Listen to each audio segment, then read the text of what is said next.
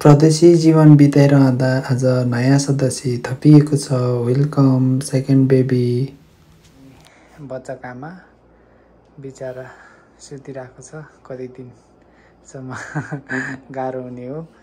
So यता चाहिँ हाम्रो बेबी सुताउने ठाउँ अनि यो बेबी खेलाउने ठाउँ।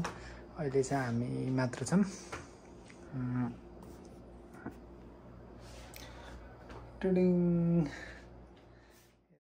अहिले चाहिँ कार्यव्यस्तताको कारणले केयर सेन्टरमा बसिरहेको छु।